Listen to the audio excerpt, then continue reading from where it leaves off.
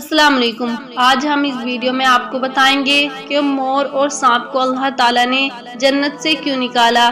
اس سے پہلے آپ میرے چینل یونیک اسلام ٹی وی کو سبسکرائب کر کے بیل نوٹیفیکیشن کو آن کر دیں تاکہ آپ میرے آنے والی ہر نئی ویڈیو سے اپڈیٹ رہیں۔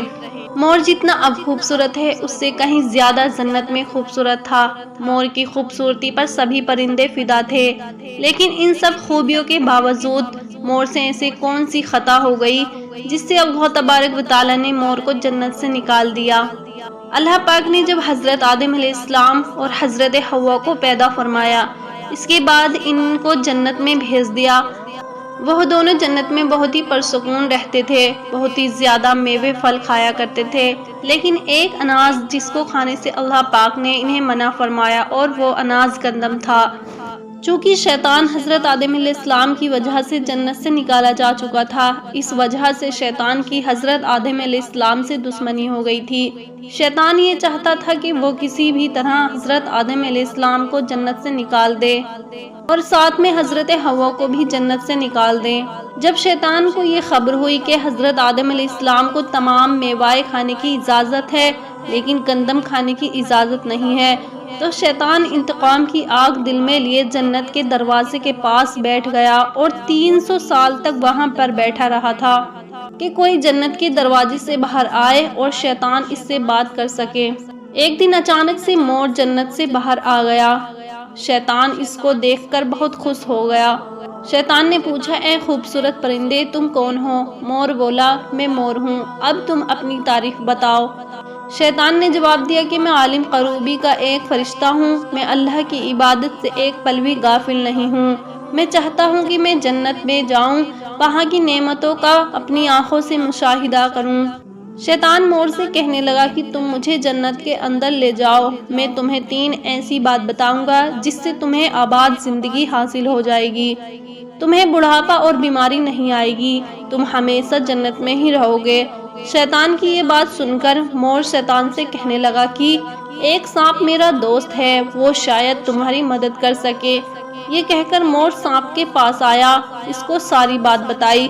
سانپ بھی شیطان کی باتوں سے بہت خوش ہو گیا، پھر شیطان کو اپنے منہ میں چھپا کر جنت میں داخل ہو گیا اور یوں شیطان اپنی چال میں کامیاب ہو گیا۔ جنت کے تمام نگہبانوں کو یہ معلوم تھا کہ شیطان یہ چال چل رہا ہے اور جنت میں داخل ہو چکا ہے۔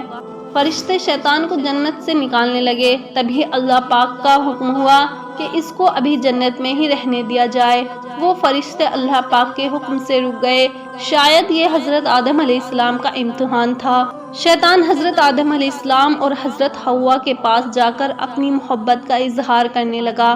وہ دونوں ہی شیطان کو پہچان نہ سکے کیونکہ شیطان کی شکل تبدیل ہو چکی تھی۔ شیطان کہنے لگا کہ میں چاہتا ہوں کہ آپ دونوں جنت میں اسی طرح زندگی گزاریں، ہمیشہ خوش رہیں۔ حضرت آدم اس کی بات بہت غور سے سننے لگے۔ شیطان نے کہا کہ اگر آپ میری بات مان جاؤ تو آپ کو جنت کی اور بھی تمام سہولیتیں ملیں گی۔ حضرت آدم علیہ السلام شیطان کے بہکاوے میں آ کر کہنے لگے کہ یہ کس طرح ممکن ہے؟ شیطان کہنے لگا کہ ایک گندم کا دانہ اگر آپ دونوں چکھ لیں تو آپ کو ابدی حیات حاصل ہو جائے گی اور آپ جنت میں ہی رہیں گے۔ یہ بات سن کر حضرت آدم علیہ السلام کے دل میں رجحان پیدا ہو گیا، لیکن ان کے دل میں اللہ کی نافرمانی کی خوف غالب آ گیا۔ جبکہ اماں حوا شیطان کی باتوں میں آ گئیں، جس پر اماں حوا نے حضرت آدم علیہ السلام کو راضی کر لیا۔ پھر اس کے بعد ان دونوں نے اس گندم کے دانے کو چکھ لیا۔ جیسے ہی گندم کا دانہ ان کے اندر گیا تو دونوں کے ستر واجہ ہو گئے، جس کے بعد دونوں اپنے اپنے ستر چھپانے لگے اور خوف خدا سے کانپنے لگے۔ اس دوران اللہ تعالیٰ نے فرشتوں کو حکم دیا کہ حضرت آدم علیہ السلام اور حضرت حوا دونوں کو زمین پر اتار دو۔ حضرت آدم علیہ السلام کو سری لنکا کے قریب نیچے زمین پر بھیج دیا، جبکہ حضرت حوا کو جدے کی سرزمین پر اتارا گیا۔ جن خوبصورت پیروں سے چل کر مور شیطان کو جنت کے اندر لے کر آیا تھا، وہی خوبصورت پاؤں اللہ پاک نے مور سے لے لیے۔ سانپ جو اپنے منہ میں شیطان کو چھپا کر لایا تھا، اس کے منہ کی خوبصورت خوشبو کو چھین کر اس میں زہر ڈال دیا گیا۔ پھر مور کے ساتھ ساتھ سانپ کو بھی جنت سے نکال دیا گیا۔